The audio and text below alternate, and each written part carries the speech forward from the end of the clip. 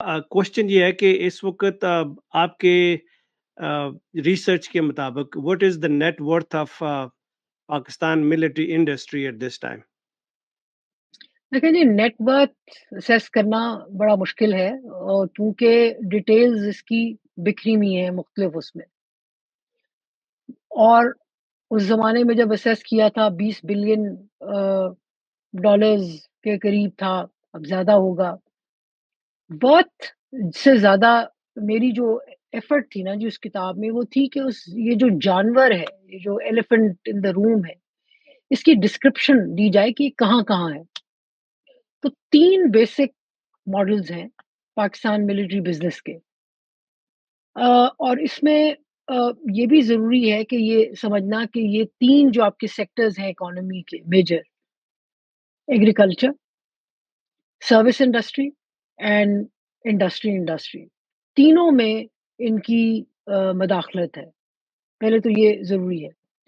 दूसरा ये है कि यहाँ चाइनीज़ इंडोनेशियन मॉडल भी अप्लाई करता है। सो फॉर्मल इंस्टीट्यूशन जो है वो इन्वॉल्व है। मसलन फ्रंटियर वर्क्स ऑर्गेनाइजेशन है, डीएचए है, आपका स्पेशल कम्युनिकेशन ऑर्गेनाइजेशन है, नेशनल लॉजिस्टिक सेल है।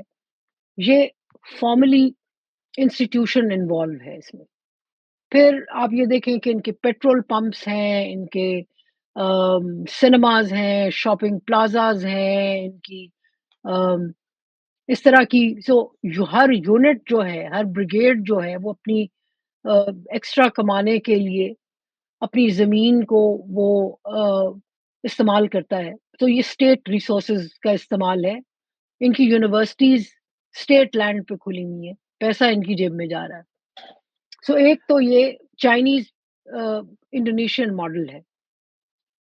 इंडोनेशिया ने कम कर दिया आईएमएफ के प्रेशर में। चाइना ने 1996 में उनको अंदाज़ा हुआ कि एक प्रोफ़ेशनल मिलिट्री बनाने के लिए उनको डिसइन्वेस्ट करना पड़ेगा कॉर्पोरेट सेक्टर में, तो वो निकल गए। लेकिन अ, पाकिस्तान जो है वो कंटिन्यू कर रहा है। दूसरे लेवल पे जो है वो टर्किश मॉडल है, जिसमें इनके वेलफेयर ऑर्गेनाइजेशन हैं, 50 से 60 बिज़नेसेस हैं जिसमें ये कॉर्नफ्लेक्स भी बनाते हैं, फर्टिलाइज़र भी बनाते हैं, सीमेंट भी बनाते हैं, यूनिवर्सिटीज़ भी हैं, ऑयल एंड गैस में भी हैं, यूनिवर्सिटीज़ भी खोल रखी हैं, फिर प्राइवेट सिक्योरिटी में भी हैं, अ, बेकरियाँ भी हैं इनकी। सो अ, वो जो कपड़ों को रंग करने के लिए हम नील डालते हैं, तो वो भी ये बनाते हैं। सो मीट का बिज़नेस जो है, मीट एक्सपोर्ट का, वो उसमें भी है ये। सो वो बहुत है। ये अच्छा, और ये ऑपरेट क्योंकि इस तरह इन्होंने रजिस्टर कर रखे हैं ये बिज़नेसेस, सोसाइटीज़ एक्ट और बहुत सारे ऐसे लॉज़ के अंडर कि ये प्राइवेट सेक्टर में आते हैं तो इनकी अकाउंटेबिलिटी नहीं होती। बल्कि कब की बात है, ये तब आई थिंक जनरल मुशर्रफ थे, उनकी पार्लियामेंट थी, तो उस ज़माने में बड़ी बहसा-बहसी हुई पार्लियामेंट में। तो जनरल मोहम्मद अमजद, जो कि अदरवाइज़ बहुत मशहूर हैं कि जी अ, बड़े अच्छे साफ-सुथरे जर्नैल हैं। ख़ैर एक तो उन्हें नैब में भी बड़ी गड़बड़ की कि वो एक और किस्सा है। लेकिन उन्होंने उनको पार्लियामेंट ने बुलाया कि जी आके ज़रा हिसाब दो ना हमें, बताओ। फौजी फाउंडेशन को वो हेड कर रहे थे उस वक़्त। उन्होंने टोटली रिफ्यूज़ कर दिया कि जनाब मैं तो प्राइवेट सेक्टर एंटिटी हूँ, मैं तो नहीं आता पार्लियामेंट में। वो एरोगेंस इनकी जो है वो इस किस्म की है।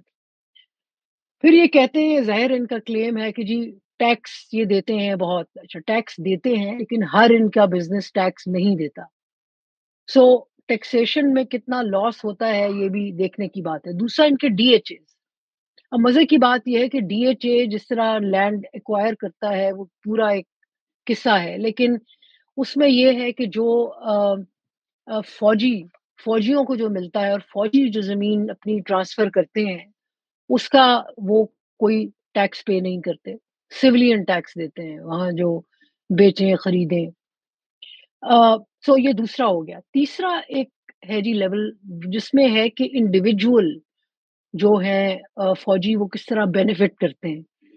سو ان کے بزنسز ہیں، آ، ان کی کمپنیاں ہیں، جس سے یہ اسٹیٹ ریسورسز استعمال کرتے ہیں، کانٹیکٹس استعمال کرتے ہیں ان بزنسز کو بڑھانے کے لیے۔